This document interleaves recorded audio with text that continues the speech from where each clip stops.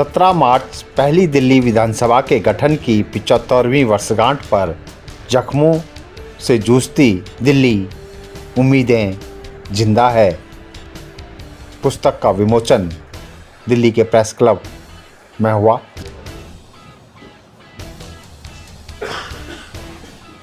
Sir थोड़ा सा ठीक है सर।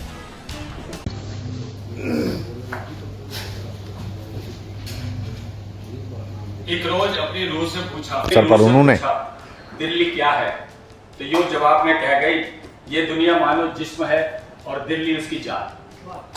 मिर्जा गालिब का ये शेर है और मिर्जा जी को दिल्ली से बहुत प्यार था और दिल्ली के लिए वो मरे और दिल्ली के लिए वो जिए।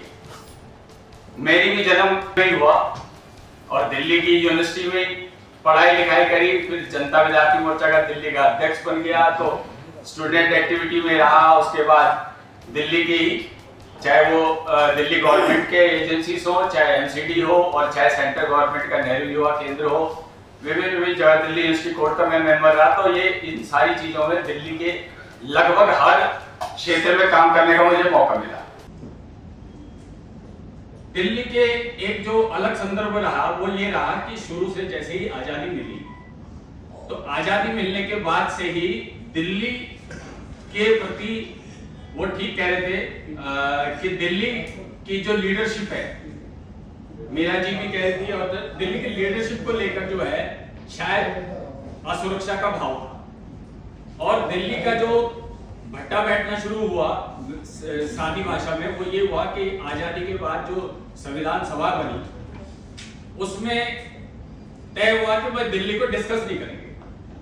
तो दिल्ली के लिए एक अलग से कमेटी बना दी गई पट्टा भाई सीतारामैया की, कि भाई 7 मेंबर की कमेटी है और आप लोग देखो दिल्ली का कैसे करना है दिल्ली का। तो उन 7 मेंबरों ने यूनानिमस एक रिपोर्ट पेश करी कि दिल्ली को स्वाधिकार मिलना चाहिए और दिल्ली को स्टेट का दर्जा मिलना चाहिए। रिपोर्ट जमा कराई, डॉक्टर राजेंद्र प्रसाद अध्यक्ष थे, उनको रिपोर्ट जमा करा दी। नेहरू जी इतने विचलित हुए उस रिपोर्ट से कि नेहरू जी ने वो रिपोर्ट संविधान सभा में पेश ही नहीं होने दी, कि नहीं ये रिपोर्ट पेश नहीं होगी और ये तो अज्ञानी है, इनको पता क्या है दिल्ली का, और दिल्ली तो बदल चुकी है, दिल्ली का बहुत। तो असल में क्या है कि नेहरू जी के का जो आकर्षण था, या नेहरू जी जो है आईसीएस जो पढ़ के आते थे उनसे बड़े प्रभावित होते थे और उनका माइंड सेट जो है वो आईसीएस ओरिएंटेड था। तो इसलिए उनको लगा कि दिल्ली में और दिल्ली के अलग से कोई स्टेटहुड बनाने की जरूरत नहीं है, हम दिल्ली को देख लेंगे। अब जो 7 मेंबर थे और खासकर देशबंधु गुप्ता जो है वो एग्रेसिव थे, दिल्ली के जो लोग थे, और बाद में और भी लोग, सुचित्रा कृपलानी हो गई, नायर हो गए, ये सब लोगों ने संविधान सभा के प्रोटेस्ट करना शुरू कर दिया कि भाई रिपोर्ट हमारी रिपोर्ट और क्यों नहीं पेश होगी, और क्यों नेहरू वो करेंगे। तो नेहरू जी, पटेल जी और अंबेडकर जी और सी राजगोपालाचारी, ये 4 लोग, और खासकर नेहरू जी तो बिल्कुल इसके सख्त विरोध में थे। खैर राजेंद्र प्रसाद जी ने कहा अंबेडकर को बुलाके कि भाई ऐसा है कि जूतम बाजार ना हो संविधान सभा में, इससे बेहतर यह है कि आप कोई वाया मीडिया निकालिए, कोई रास्ता निकालिए। तो वल्लभ भाई पटेल जी के घर पर मीटिंग हुई, ये 7 मेंबर और नेहरू जी और गृह मंत्री थे पटेल जी, और ये 4 लोग आपस में बैठे। तो फिर अंबेडकर जी ने लंदन का और बहुत सारे रेफरेंस दिए, जो आजकल कॉमनली दिया जाता है कि हर स्टेट कंट्री में जो है 3 वो है। अब ये अभी को आनंद मित्तल भी कहे गए कि हर कंट्री में 3 है, लेकिन उनको ये नहीं पता कि हर कंट्री के एजेंसीज के पास लैंड और पुलिस भी है। लंदन में अगर मेयर है तो मेयर के अंदर जो है मेट्रो पुलिस है, और जो दूसरी व्यवस्था है उसके अंदर ग्रेट ब्रिटेन पुलिस है, 2 पुलिस फोर्स है, और लैंड का तो सही सबके पास। तो ये दिल्ली में नहीं है, ये वो भूल गए जानकारी प्राप्त करना कि दिल्ली में पुलिस तो छोड़ो, लैंड भी नहीं है और सर्विसेज भी नहीं है, चपरासी को रखने का अधिकार भी नहीं है आपके पास। तो इसलिए उस समय भी ये तुलना की गई कि भाई विदेश विश्व में कहीं भी जो है स्टेटहुड नहीं है, इसलिए यहाँ भी नहीं होना चाहिए। लेकिन वहां की परिस्थिति, और ब्रिटेन से तो हम आजाद हुए थे, तो ब्रिटेन तो पहले से डेवलप था, ब्रिटेन की व्यवस्थाएं पहले बनी हुई थी। तो हमने क्या किया कि ब्रिटेन को नकल मार के वही सारा ड्राफ्टिंग शुरू करी, तो उसके बाद प्रोटेस्ट के रूप में हुआ, तो एक रास्ता ये निकाला गया कि दिल्ली को स्टेटहुड तो दे देंगे, लेकिन दिल्ली को लॉ एंड ऑर्डर और जो आपका ये सर्विसेज है ये नहीं देंगे, ये चीफ कमिश्नर देखेगा। चीफ कमिश्नर की नियुक्ति हो गई, पहले चीफ कमिश्नर की नियुक्ति हुई, बाद में चुनाव हुए। तो चुनाव में देशबंधु गुप्ता वो स्वाभाविक एक चॉइस थे सीएम के लिए, लेकिन क्या है कि दुर्भाग्य से देशबंधु गुप्ता की डेथ हो गई चुनाव के परिणाम आने से पहले। तो नेहरू जी ने, उसके बाद डॉक्टर सुशीला नायर और बहुत सारे लोग थे जिनका, इवन राजकुमारी जी को भी कहते थे लोग दिल्ली का सीएम बनाने के लिए, लेकिन नेहरू जी ने क्या करा, चौधरी ब्रह्म प्रकाश को चुना।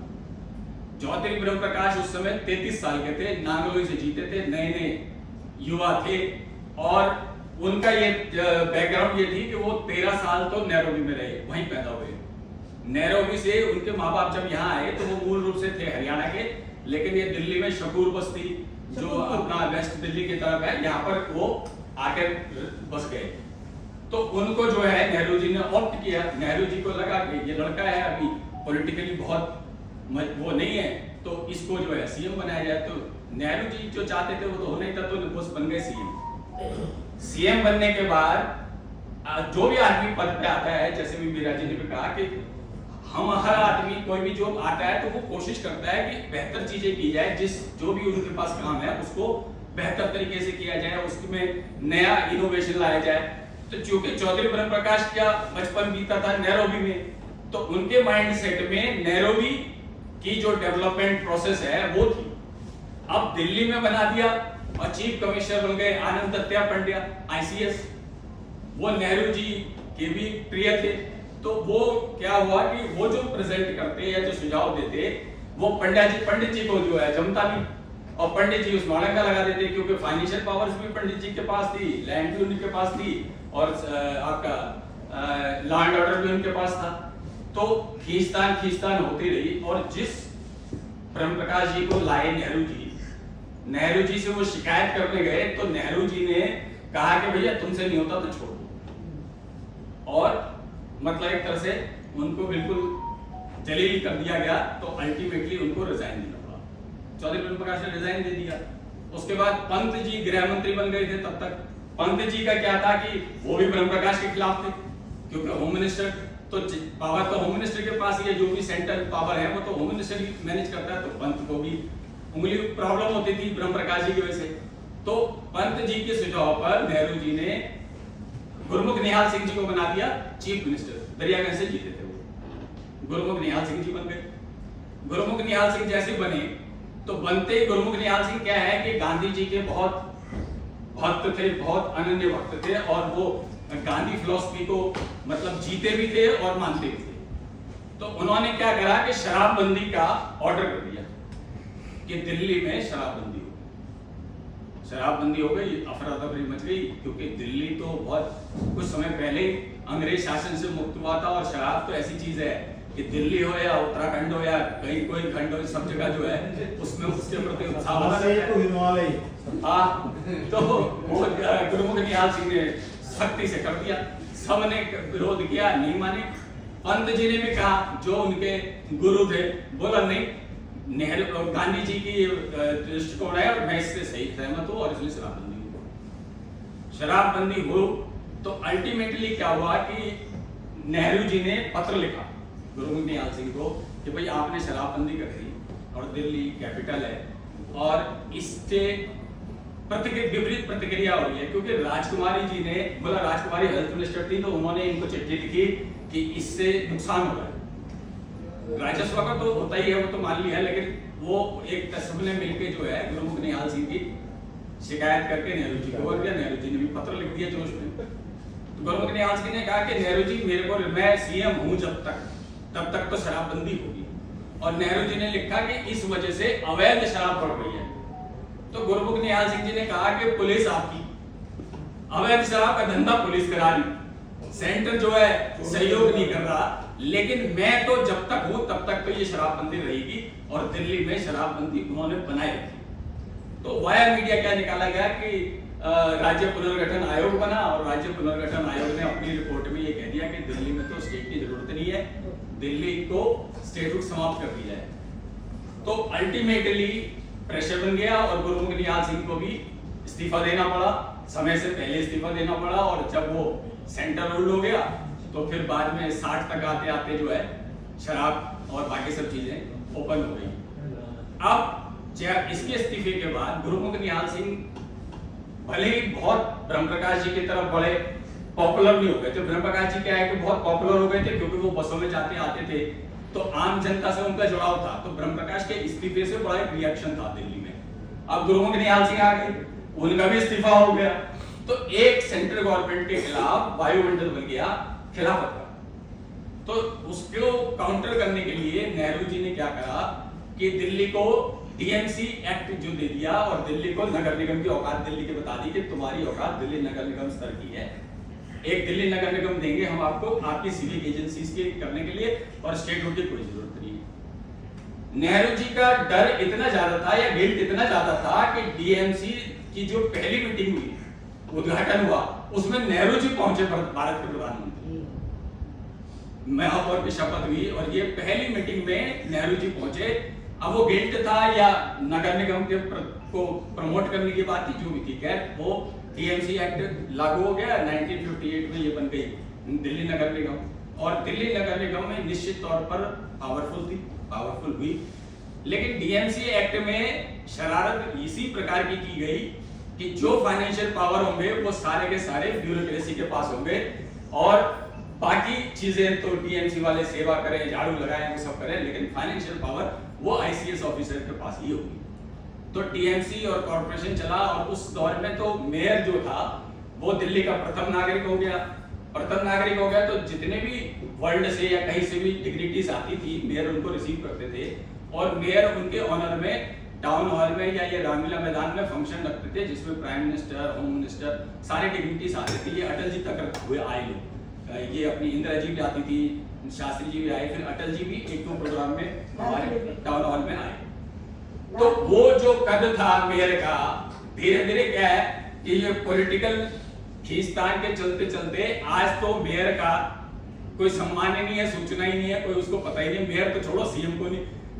अभी जितने एक साल में मैंने देखा, पिछले भी होता होगा अरविंद केजरीवाल के टाइम पे, तो वो मुझे पता नहीं, लेकिन अभी जब ये सरकार आई तो मैंने देखा कि डीडीए या कोई भी ऑर्डर करता है, कॉपी टू सीएम नहीं जाती, जबकि एक बेसिक कंसेप्ट होता है। हम भी एडमिनिस्ट्रेशन सिस्टम में काम करते थे, तो उसमें कॉपी टू सीएम भी भेजते थे। शीला जी के टाइम पर एमसीडी कॉपी टू सीएम भेजती थी, आज नहीं भेजती है, कोई नहीं भेजता, ना डीडीए भेजती है, ना वो वहां तोड़फोड़ कराते हैं और बयान लेने पहुंच जाता है मीडिया सीएम से कि जी वहां तोड़फोड़ हो रही है। तो पहले दिन तो उसने कहा कि नहीं, कहीं तोड़फोड़ नहीं हो रही, दूसरे दिन उसने कहा कि इलीगल इंक्रोचमेंट, क्या करे बेचारा, डिफेंड कैसे करे? क्यों? क्योंकि पता ही नहीं है। अगर पहले बताया होता तो आदमी या तो रोकथाम लगाता या उसके लिए प्रिपेयर रहता, पर वो संवाद ही खत्म हो गया।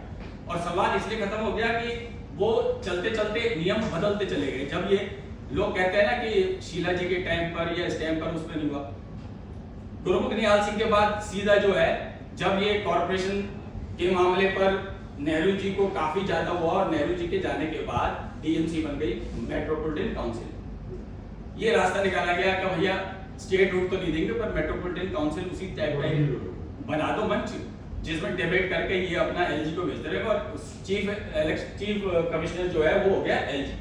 तो एलजी बनने लगे आईसीएस जो जितने भी हैं।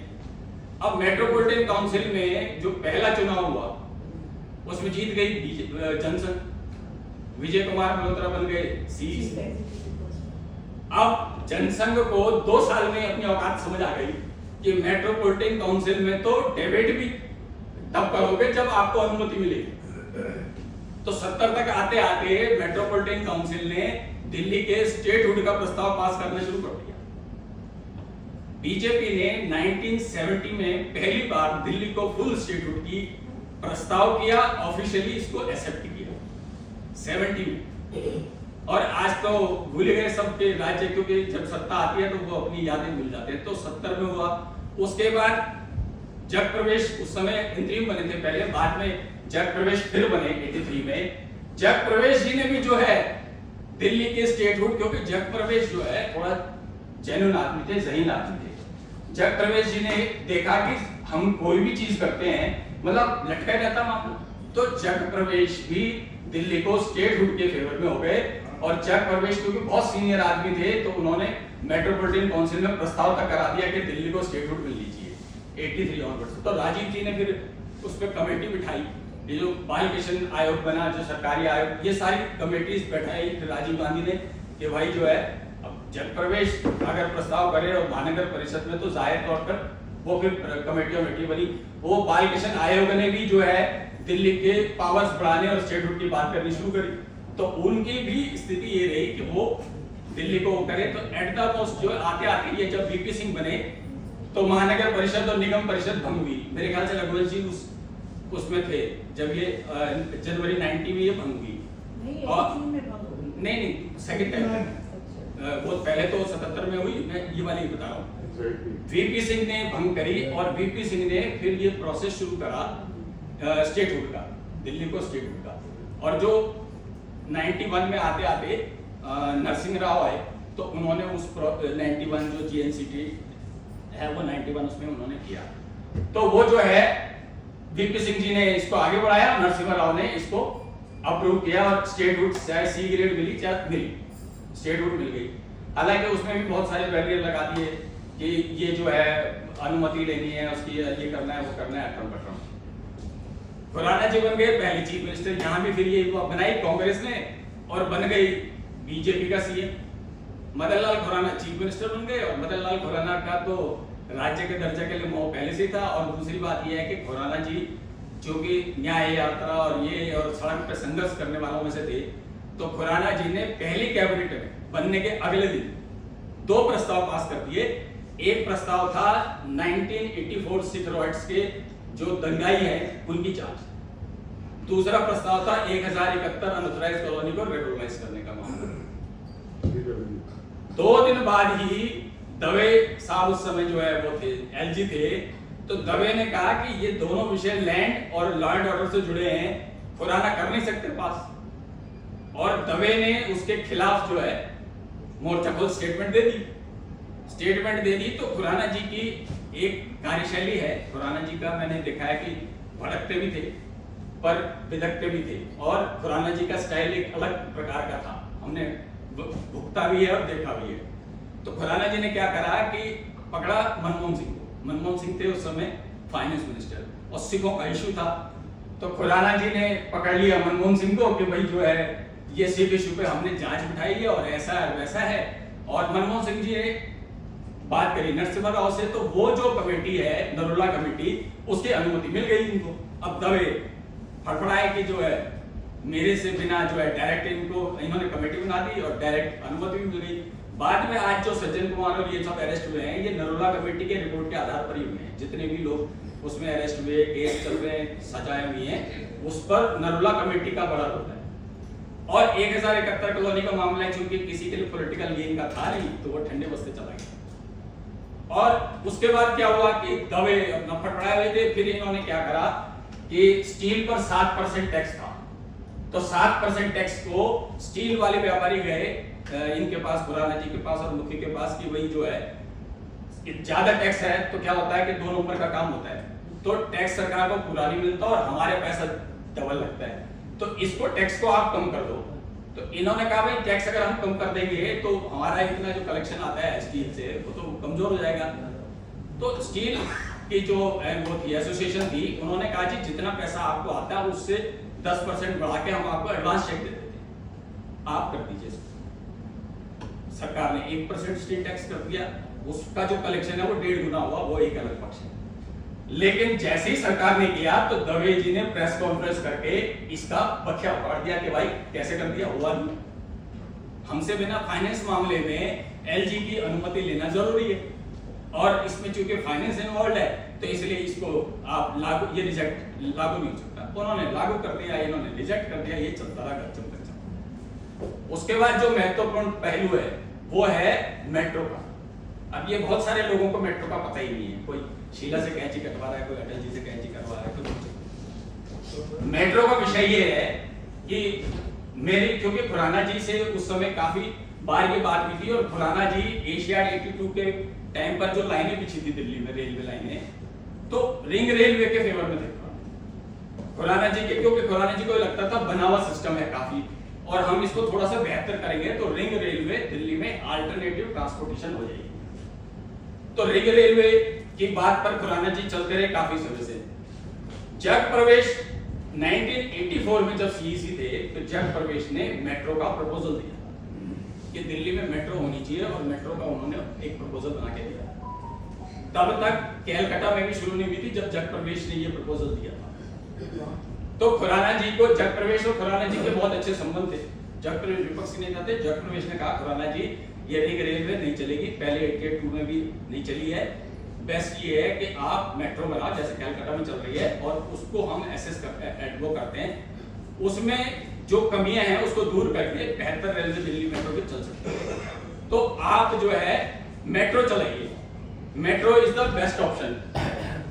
तो खुराना जी तो थोड़ा बोले भी हैं, बड़ी जल्दी प्रभावित भी हो जाते हैं। तो खुराना जी को जिस तरीके से जग प्रवेश ने कहा और जग प्रवेश की इज्जत भी करते थे, तो खुराना जी ने दिल्ली मेट्रो के लिए तैयार हो गए। लेकिन जब दिल्ली मेट्रो का एस्टिमेट निकाला तो दिल्ली का पूरा बजट कई सालों का भी कम पड़ रहा। तो ये हुआ कि भाई ये तो हो नहीं सकती, फिजिबल नहीं है। जग प्रवेश चंद्र और मदन लाल खुराना दोनों मिलकर गए मनमोहन सिंह के पास। Manmohan Singh was the finance minister of India. Manmohan Singh चूंकि बाहर से आए थे तो मनमोहन सिंह के दिमाग में भी वो मेट्रो की कल्पना थी। मनमोहन सिंह ने एश्योर किया कि 50% इसका जो पैसा है वो सेंट्रल गवर्नमेंट उठाएगी, 50% आप उठाओ और इसको फेज मैनर में बनाओ तो आप पर एक साथ बर्डन आप पर भी नहीं पड़ेगा, हम पर भी नहीं पड़ेगा। जब मनमोहन सिंह जी की एग्री हुई, मनमोहन सिंह जी की संस्कृति के बाद ये दिल्ली मेट्रो का ड्रीम जो है सामने शुरू हुआ। और सही मायने में अगर इस पे किसी एक आदमी को देना पड़े जो जुनून की तरह लगा था तो वो था जग प्रवेश, जिसकी कोई बात नहीं करता, जिसकी कोई याद नहीं करता कि भैया जग प्रवेश चंद्र भी कोई नाम था। तो खैर खुराना जी का तब तक इस्तीफा हो गया तो वो मेट्रो का जो प्रोसेस है वो शुरू हुआ। श्रीधरन तो अपॉइंट इनके टाइम पर हो गए थे, पर बाकी जो जब हुआ फिर वो आगे हिस्ट्री बन गई कि मेट्रो तो अब आज भी जो है दोनों सरकारें देती हैं, आधा सेंटर उठाता है उसका खर्चा, आधा दिल्ली गवर्नमेंट उठाता है। और मेट्रो तो जो सहमति की बात है, जो सेंटर स्टेट मिलके जिस काम को करते हैं, ऐसा नहीं है कि वो काम नहीं होता। सेंटर स्टेट ने मिलके 84 रॉयट्स की कमेटी को अप्रूव किया तो सजा हुई, जेल के अंदर गए। सेंटर ने और स्टेट ने मिलकर मेट्रो किया तो सजा हुई, जेल के अंदर गए। लेकिन सेंटर और स्टेट ने क्या नहीं किया, सेंटर ने लैंड ले ली अपने पास और डीडीए ने औने पौने दामों में गांव की लैंड इंक्लूड वो कर लिया, अधिग्रहित कर लिया, उस पर प्रोजेक्ट नहीं दिया। और डीडीए के लोग, पुलिस और लैंड माफिया ने मिलकर उस पर ये जो अनऑथराइज्ड कॉलोनी का समझ को आया नहीं। अनऑथराइज्ड कॉलोनी में आधी से ज्यादा कॉलोनियां गवर्नमेंट लैंड पर मकान नहीं बनाए लोगों ने कि अपनी कृषि भूमि बना ली। कृषि भूमि पे जो बने हैं वो केवल 900 कॉलोनियां हैं, आज 1700 1800 से ऊपर हो गई है। तो जो बाकी 900 है और उसमें से सबसे गंभीर कॉलोनी है 150 जो रिच में बनी है, जो कभी अप्रूव नहीं हो सकती, लेकिन बयानबाजी के आधार पर सब चलती रहती है। तो जो ये अनऑथराइज्ड कॉलोनी लैंड अपनी बचा नहीं पाई, सरकारी जमीन तुमने अधिकृत कर ली, किसान को तो औने पौने दाम दे दिए, ये कह के कि भाई तेरे को अल्टरनेटिव फ्लैट देंगे और लड़के को जॉब को देंगे, जॉब वो दिया नहीं। और उस जमीन का ख्याल भी नहीं रखा। ये हुआ कि सरकार, केंद्र सरकार अपनी जमीन की रक्षा नहीं कर पाई। आज डीडीए की जमीन, आज सीपीडब्ल्यूडी की जमीन, आज रेलवे की जमीन और जितनी झुग्गियां कैंप है दिल्ली के, जितने भी झुग्गियां कैंप है सारे के सारे सरकारी जमीन पर। और ये सरकारी जमीन को बचाने की जिम्मेदारी किसकी थी? जो कि आपने ठेका ले लिया कि हमारे पास लैंड रहेगी, तो आपकी थी ना, पुलिस भी आपकी थी, दोनों चीजें आपकी थी ना। आपकी पुलिस ने हिस्सेदारी बांट ली उस लैंड इंक्रोचमेंट में और आपके जो लैंड ओनिंग एजेंसी है बारिश खेत को खा रही है। तो कहां से उसमें वो दिल्ली भर में जो है कई हजारों हेक्टर जमीन जो है आज कब्जे में है, आप कुछ कर नहीं सकते। आप डेमोलिशन करने जाते हो, लड़ाई हो जाती है, वो उसके बाद और सारा पंगा हो जाता है। शीला दीक्षित जब बनी सीएम तो 98 में आ गई ऊपर केंद्र में बीजेपी, नीचे हो गई शीला जी की सरकार। और जो आज तमाशा जिसको ये बता रहे थे अभी अरविंद केजरीवाल का, वो शुरू शीला जी ने किया। शीला जी के टाइम पर पहले दिन से ही विजय कपूर का इसका वो हो गया, शीला जी कोई प्रस्ताव ले आई विधानसभा में तो विजय कपूर ने चिट्ठी लिख दी कि आप कैसे ले आए बिना मेरी पूर्वानुमति और मेरे से सैंक्शन किए बिना। तो शीला ने कहा कि तुम्हारी सैंक्शन तो सिर्फ 2 चीजों पे चाहिए, लैंड पर और लॉ एंड ऑर्डर पर, बाकियों पे हम तुमसे क्यों अनुमति लें। तो सेंट्रल गवर्नमेंट में अडवाणी जी थे और ये अपना अडवाणी जी के ब्लू आइड बॉय थे। तो सेंट्रल यूनियन गवर्नमेंट ने, होम मिनिस्ट्री ने लेटर भेज दिया यार दिल्ली गवर्नमेंट को कि आपको वो एक तो धारा 48 लागू कर दी कि जिसके लिए हर चीज के लिए कोई बिल भी लाना हो उससे पहले आपको पूर्वानुमति लेनी पड़ेगी, और वो ऑर्डर कर दिया। अब शीला दीक्षित भंडारी शीला दीक्षित ने हाउस बुलाया और ऐसे ही हाउस में पोस्ट हाउस है, क्यों क्या होता है लोग तत्काल का रखते हैं यार, पुराना भूल जाते हैं। शीला दीक्षित ने एलजी सेंट्रल गवर्नमेंट को जम के बजाया, हाउस के अंदर जो बोला जाता है उसमें कोई वो होता नहीं, और कहा कि ये जो पत्र है ये शरारतपूर्ण है, ऑर्डर ये वापस लिया जाए और दिल्ली को राज्य का दर्जा दिया जाए। तो तब शीला जी को लगा कि दिल्ली को राज्य का दर्जा, पहले तो कांग्रेस नहीं मानती थी, तो शीला जी ने राज्य के दर्जा का प्रस्ताव, और इसके खिलाफ हाउस में खूब वालिया ने प्रस्ताव रखा, खूब वो हंगामा हुआ। अब उसमें बीजेपी वालों के साथ बड़ी ट्रेजेडी थी, बीजेपी चूंकि स्टेटहुड के फेवर में थी और शीला लाई स्टेटहुड का बिल। अब बिल का सपोर्ट करें तो सेंटर के अडवाणी जी बॉस हैं उनके खिलाफ, और उसका विरोध करें तो पार्टी के स्टैंड के खिलाफ।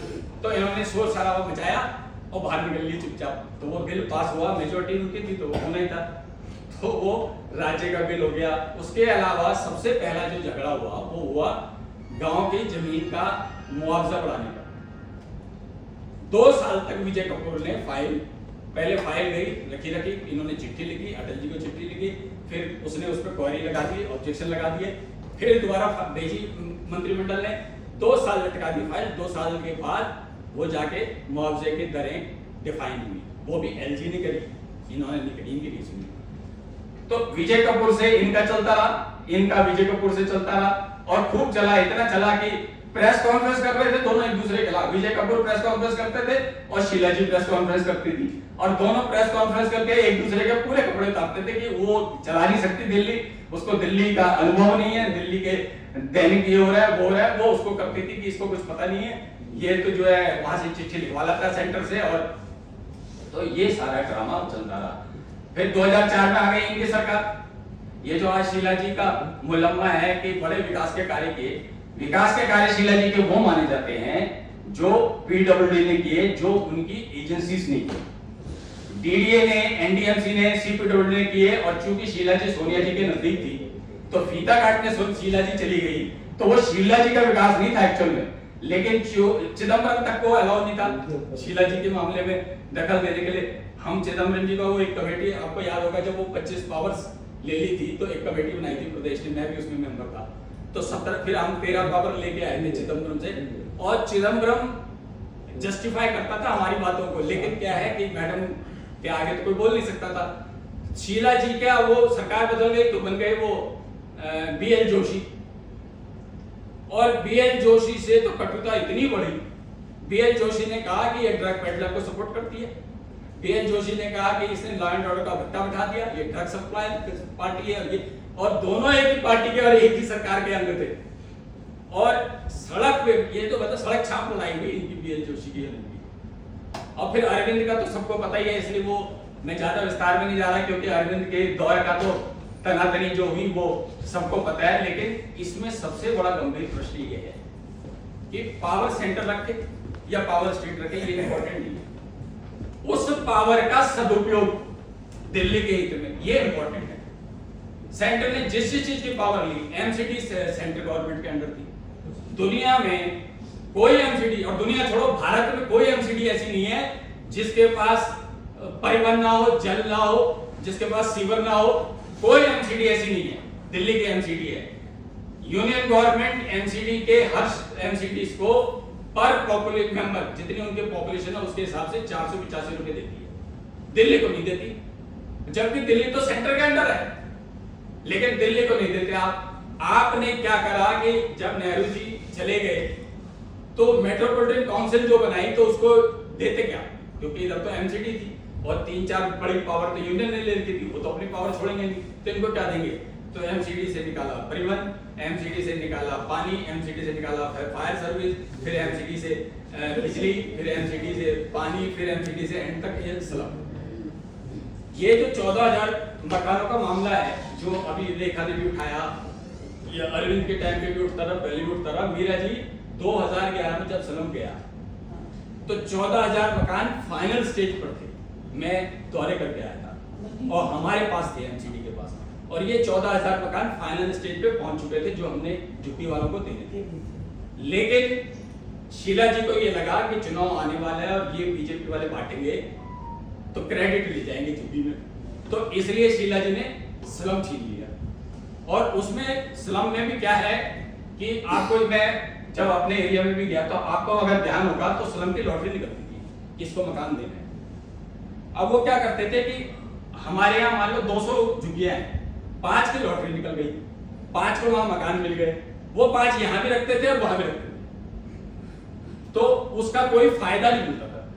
तो मैंने ये सुझाव दिया उस समय कि भाई आप जो है पूरी कैंप की लॉटरी निकालो, और कैंप जब जाए, क्योंकि उसमें जो एजेंसी की वो लैंड है वो हमको 48,000 रुपए देता है इस जगह को खाली कराने का पर झुग्गी।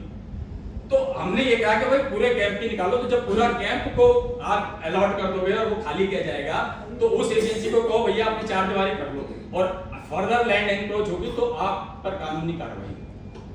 तो वो आज तक कितने कैंपों को दिया गया मुझे नहीं पता, अभी कालकाजी में जो दिया गया धर्मवीर जी जानते हैं, वो ये जो भ्रम बनाया हुआ है ना कि झुग्गी वालों को हम प्लॉट दे रहे हैं, कोई प्लॉट नहीं दे रहे। झुग्गी वालों से 1.5 लाख रुपए लिए जाते हैं, झुग्गी वालों की ईएमआई कराई जाती है, और झुग्गी वालों से उनका एक सिंपल फंडा है, ये फंडा शातिर फंडा जिसको कहते हैं। एक झुग्गी एरिया में जो बनी हुई है उसमें ये बना रहे हैं 25, और प्रत्येक से ले रहे हैं 1.5 लाख। तो आप ये समझो कि 40 लाख उस ये लैंड की मिल गई इनको, जो मार्केट कॉस्ट मिली। 40 लाख इन्होंने अपने पहले हत्या लिए, बाद में झुग्गी वाले मरे या जिए, और झुग्गी पहले दिनों से जर्जर हो रही है, गिर रही है।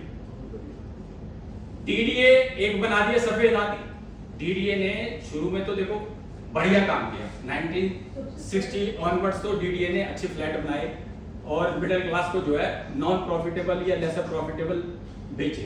बाद में डीडीए बन गया प्रॉपर्टी डीलर, नीलामी कराने लगा, और उसके बाद तो डीडीए बन गया भ्रष्ट, सबसे भ्रष्ट। अभी ये जो सिग्नेचर अपार्टमेंट्स है, सिग्नेचर अपार्टमेंट्स का जो एलोकेशन हुआ, हम लोग भी उसको देखने गए थे, मेरे साथ ये अवस्थी जी भी थे और 2-3 लोग थे। हम वहाँ एक चुनाव में गए थे मजनूगढ़ टीला, तो वहां से हम चले गए कि यार वहाँ फ्लैट बन रहे, देख के आए कैसे हैं। तो हम लोग भी गए तो वो औकात से हमारी बाहर थे, क्योंकि वो 2-3 करोड़ के फ्लैट थे, तो इसलिए हम तो अपना वापस आ गए अपनी औकात समझ के। जिन लोगों ने वो लिए 5 साल के अंदर वो मकान डैमेज डिक्लेयर हो गए, डेंजरस हो गए, और आईआईटी ने कहा कि भाई ये तो इमीडिएट तोड़ो नहीं तो लोग मर जाएंगे इसमें। शुरू से ही उसमें जो है दरारें पड़ने लग रही थी और शुरू में उसमें गई थी। करोड़ों रुपए के जो फ्लैट्स खरीदे वो 5 साल में डेंजर डिक्लेयर हो गए और जबरदस्ती अब लोगों को डंडे की जोर पे निकाला गया है। और लेकिन मुद्दा ये है कि भाई डीडीए ने फ्लैट बनाए 99 ईयर्स के लिए बनाता है डीडीए, वो 5 साल में खराब हो गए, हु इज रिस्पांसिबल? रिस्पांसिबल होना चाहिए डीडीए के एम्प्लॉइज को, ऑफिसर्स को। उसमें भी क्या हुआ मजेदार बात कि कोर्ट में चले गए वो लोग सिग्नेचर अपार्टमेंट्स वाले कि साहब हमारे पैसे दिलाओ, ये डीडीए की करप्शन है ये। तो कोर्ट ने कहा मुकदमा एफआईआर दर्ज करो, क्रिमिनल प्रोसीडिंग करो। एलजी विनय कुमार सक्सेना अनाउंसर, उन्होंने अनाउंस किया कि इन पर कार्रवाई होगी, इनके खिलाफ मुकदमा होगा, ये होगा। गवर्नमेंट एम्प्लॉय के खिलाफ या कोई भी ऑफिसर है उसके खिलाफ मुकदमे की अनुमति के लिए 17A के तहत अनुमति जब तक नहीं मिलेगी तब तक पुलिस कार्रवाई कर नहीं सकती। 2 साल हो गए, 2.5 साल, अभी तक 17A के तहत अनुमति नहीं मिली उनको कार्रवाई करने के लिए। अब कार्रवाई करने के लिए जब अनुमति नहीं मिलेगी, रिटायर हो जाएंगे, मर जाएंगे, तो आप क्या कार्रवाई करोगे? कैसे ठीक होंगे? और लोग जो मकान लेते हैं वो इन हैंड थोड़ी होता है, पैसा जुगाड़ करना पड़ता है पैसे का, इतना आसान थोड़ी होता है। अब डीडीए आपका जो है आपके अंडर सेंटर के आप उसको बचा नहीं पा रहे। एमसीडी, आप एमसीडी में अभी वो 50 करोड़ कर दिया उसका कमिश्नर का। और मतलब अगर आपने करना ही है, वैसे तो दिल्ली गवर्नमेंट को राइट ही नहीं करने का, लेकिन अगर आप बयान बहादुर हो, आपने कहा हमने 50 करोड़ एमसीडी कमिश्नर को कर दिया, तो भैया आप 5-5 करोड़ इनका मेयर का और स्टैंडिंग कमेटी चेयरमैन का भी कर देते। मेयर स्टैंडिंग मतलब बजट पास करता है कॉर्पोरेशन का हाउस, लेकिन बजट में से एक भी रुपया लेना है फाइल लेके घूमते रहते हैं कॉर्पोरेटर उसके पीछे, कमिश्नर के और ईएनसी के साहब हमारे एरिया के काम होने, मतलब जैसे उसका पर्सनल काम होना हो, और वो नखरे दिखाता है कि मैं पैसे दूं या दूं। मैंने अपने टाइम पे मेरा जी ये किया था कि कभी जाऊंगा नहीं कमिश्नर के पास, कभी उसके, मैं अपने ये सारे साथियों को कहता था मेरे यहाँ फाइल छोड़ जाओ। अंशु प्रकाश, जिसका ये अरविंद केजरीवाल से जो तुम बाजार भी, अंशु प्रकाश वैसे नाइस मैन, वो मैं उसको फोन करता था, कहता हूँ कैसा मैं आपके चैम्बर में आ रहा हूँ, मेरे रूम में आता था, सारे फाइल साइन कर देता था, कहीं ईएनसी टीडपीडी भी करता था, उसको कहता था यार करना काम करना है, एरिया का काम है ना, ये उस वेरी नाइस मैन। तो वो मतलब एक एक रुपए के लिए एमसीडी में, एमसीडी का मेयर, एमसीडी का स्टैंडिंग कमेटी चेयरमैन अगर वहां गुहार लगाता फिरे तो उसका क्या औचित्य है?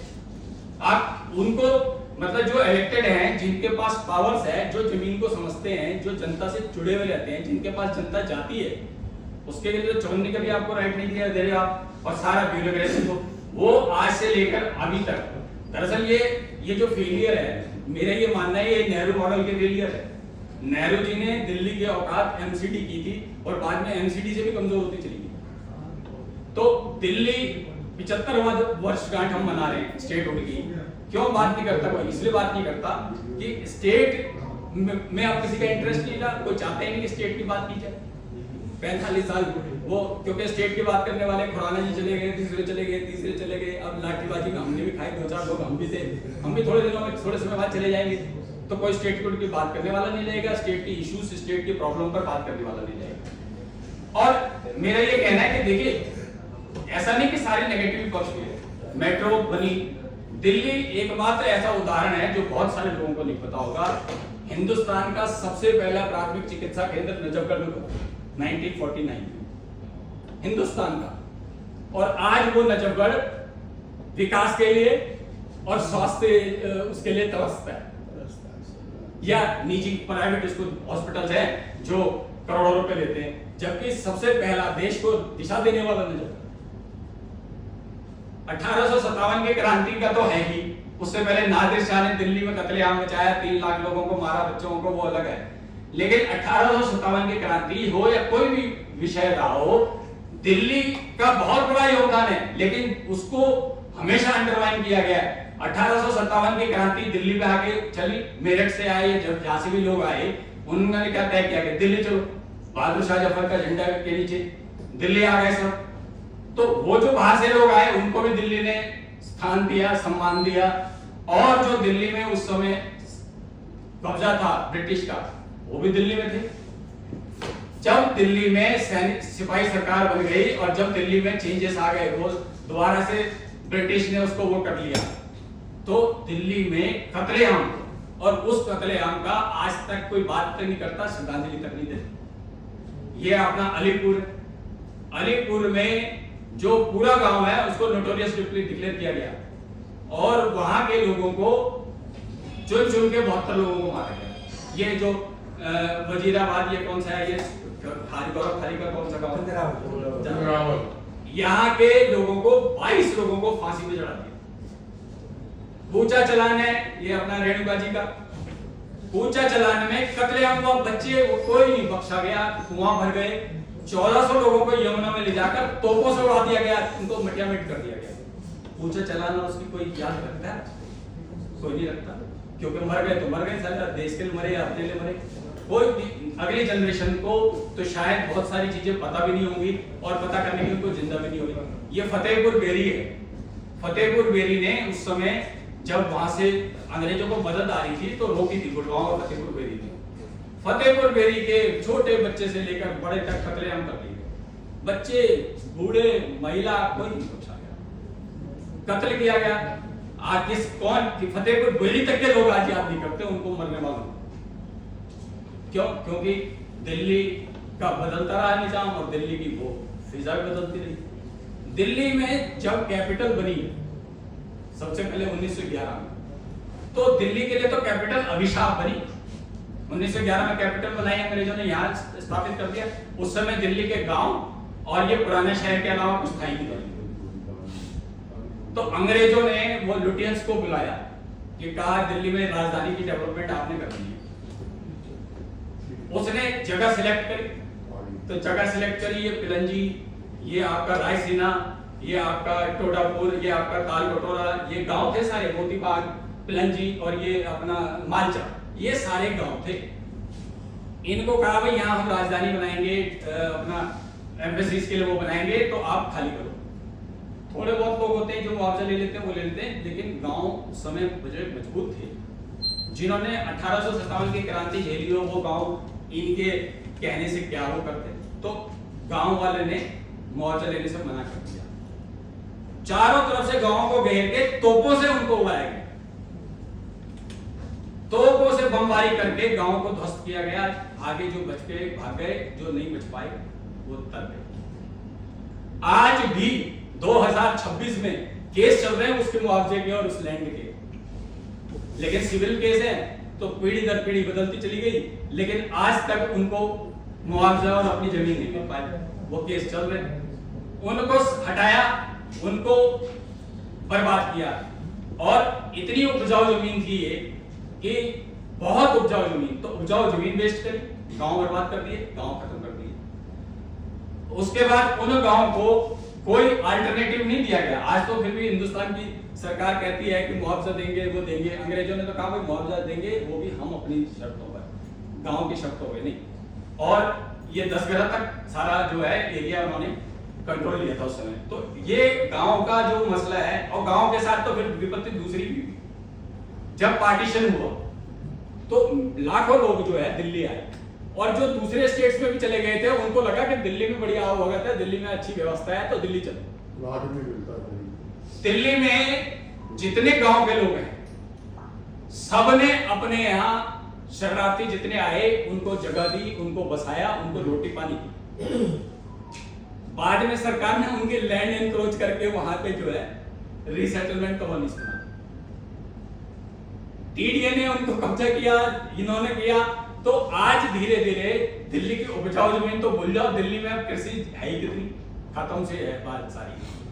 तो कहने का तात्पर्य है कि देखिए बात सारी ये है कि हमारा इससे कोई फर्क नहीं पड़ता कि दिल्ली सेंटर रहे, स्टेट रहे, ये रहे, पर बात ये है कि जो भी आया केंद्र में उसने दिल्ली को बर्बाद करने में कसर नहीं छोड़ी, irrespective of parties and irrespective of rulers, कोई बख्शा नहीं दिल्ली को। तो दिल्ली, और उसके बाद भी हम जो हमारी जो पीड़ा है वो पीड़ा ये है, जैसा मीरा जी भी कह रही थी, हमारी पीड़ा है हमारी अगली जनरेशन। हम तो चले जाएंगे इन सारी परिस्थितियों को झेलते जानते, लेकिन हमारी अगली जनरेशन को भी तो यही रहना है। आज वो कह रहे हैं कि दिल्ली को जो है फुटपाथ पे लोग हैं, ये भाई एक बैग में आप पत्थर भरते जाओ भरते जाओ भरते जाओ तो फटेगा नहीं वो।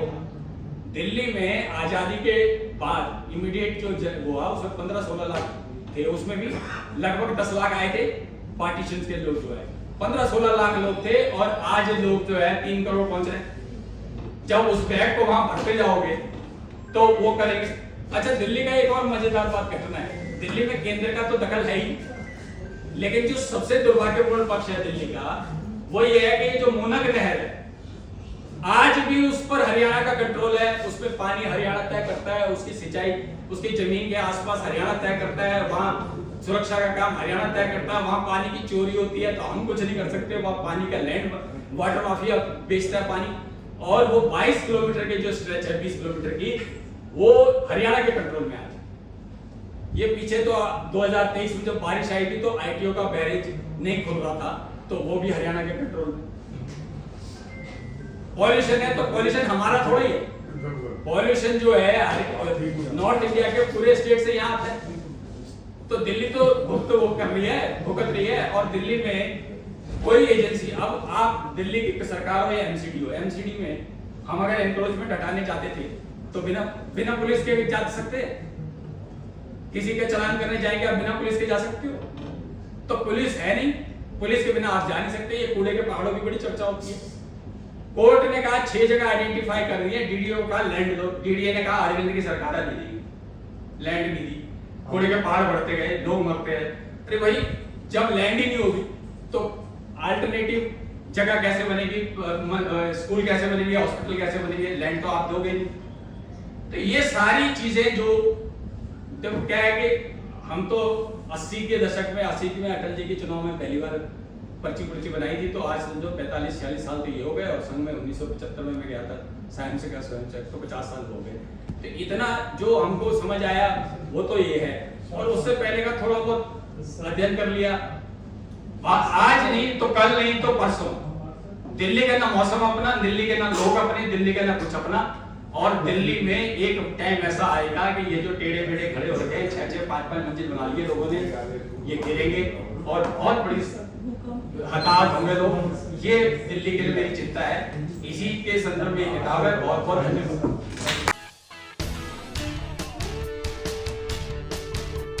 जाना है वो यही है कि वो दिल्ली को जीते हैं, वो दिल्ली को समझते हैं, और दिल्ली में ही वो पूरी तरह से अपने आप को खपा दिया। जब वो नगर निगम में रहे, राजनीति में रहे, भाजपा दफ्तर में रहे, कई अवसरों पर उन्होंने अपनी जो छाप छोड़ी है और दिल्ली के बारे में अपनी चिंताएं व्यक्त की हैं, वो एक पुस्तक में है।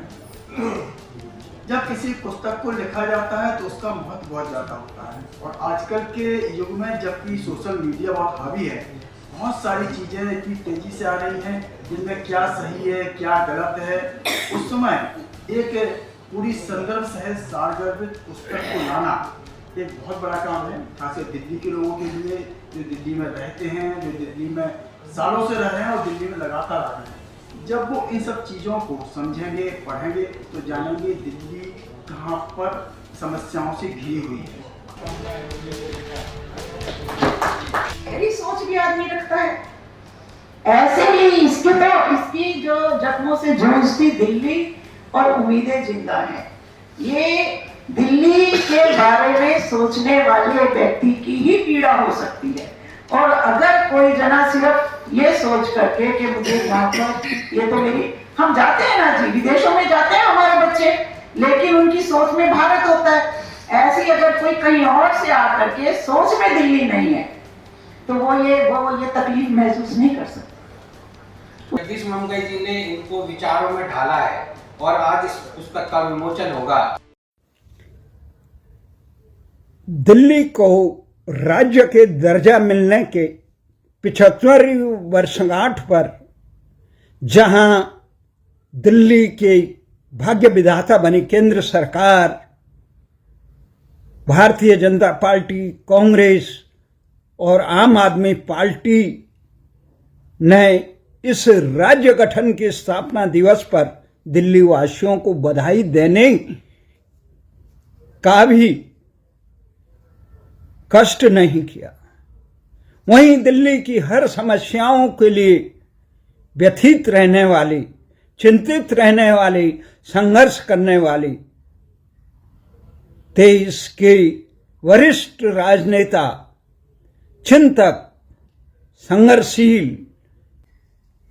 दिल्ली के वरिष्ठ नेता जगदीश मंगाई जी आज एक ऐसा तथ्यात्मक पुस्तक का विमोचन किया। उनके द्वारा लिखी हुई पुस्तक का आज देश संसद की चौखट के समीप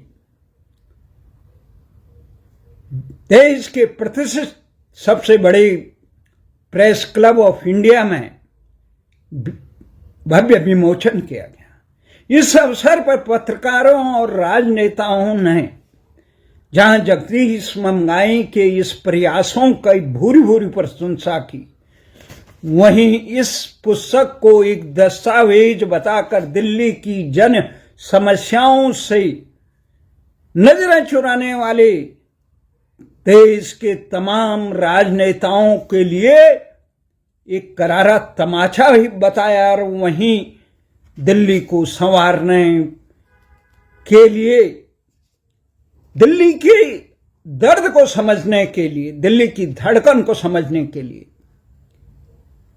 अगर कोई ईमानदारी से प्रयास करे तो जगदीश ममगाई जी द्वारा लिखित दस्तावेज का करे। जगदीश ममगाई जी इस भ्रष्टाचार से घिरे हुए पदलोलुप सिद्धांत विहीन राजनीति में एक ऐसे राजनेता हैं जो जिन्होंने अपने कार्यकाल में दिल्ली में ये दिखाया कि कैसे नौकरशाही से जनहित के काम किए जा सकते हैं, कैसे दिल्ली के समस्याओं का, चाहे अवैध बस्ती का हो, चाहे दिल्ली की समस्याओं को जमीन तक कैसे समझा जा सकता है, कैसे इन्हें दूर किया जा सकता है। अगर किसी राजनेता में, देश के किसी राजनेता में ये दृष्टिकोण है तो जगदीश ममगाई जी के पास से केंद्र सरकार तक दिल्ली की तुलना विभिन्न देशों की राष्ट्रीय राजधानी की स्वायत्तता और कार्य स्वतंत्रता से की जाती है।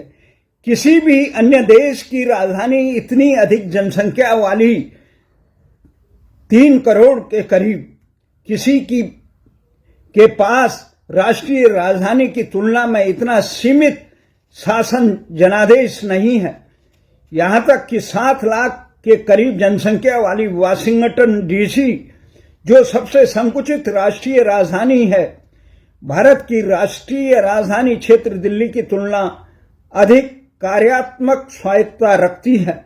99 लाख के करीब जनसंख्या वाला राष्ट्रीय राजधानी लंदन भी अधिकारों के मामले दिल्ली में से अधिक मजबूत। ये जो किताब है आज उन्होंने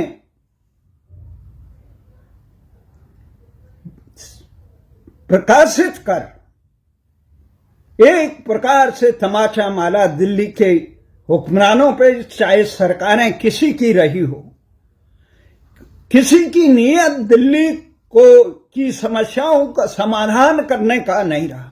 और समाधान करने का जिस नेतृत्व के पास दिशा, दशा और इच्छा शक्ति और करने की ललक है, उनको हाशिए पे लगाए।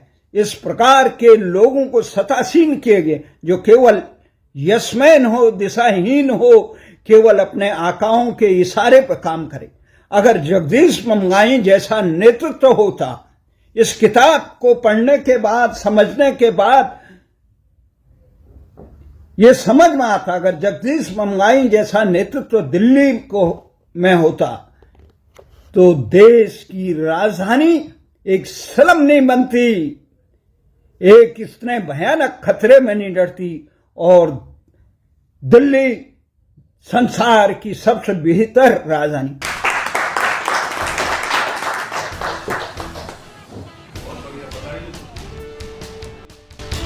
पुस्तक विमोचन पर कई गणमान्य अतिथिगण, पत्रकार व सामाजिक संगठनों के साथ बुद्धिजीवी लोग मौजूद रहे। मुझे लगता है कि दिल्ली के बाद चाहे हम किसी भी समस्या की करें, चाहे भूमि की बात की जाए, सुरक्षा की बात की जाए, पोल्यूशन की बात की जाए, रोजगार की बात की जाए, इंडस्ट्री की बात की जाए, समझ में नहीं आता कि दिल्ली को कहने के लिए दिल्ली नगर निगम भी है, नई दिल्ली नगर पालिका भी है, छावनी बोर्ड भी है, दिल्ली सरकार भी है, केंद्र सरकार भी है। इतनी सारी निकाय और इतनी सारी सरकारों के बावजूद दिल्ली जूझ रही है। सभी ने पुस्तक व दिल्ली को लेकर अपने अपने विचार रखे और साझा किए।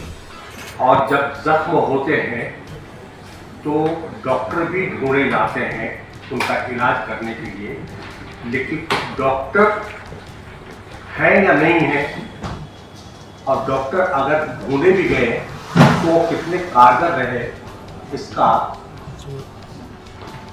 पुस्तक में भी है या नहीं है ये मैं नहीं जानता। लेकिन हाँ, पुस्तक पढ़ने योग्य होगी तो उसे पठनीय होगी। मेरी दिलचस्पी है दिल्ली को जानने में, और निसंदेह वो जख्म भी होंगे इस किताब में, वो पढ़ने को मिलेंगे जो मैं अपनी आंखों से नहीं देख पाया। इसलिए मैं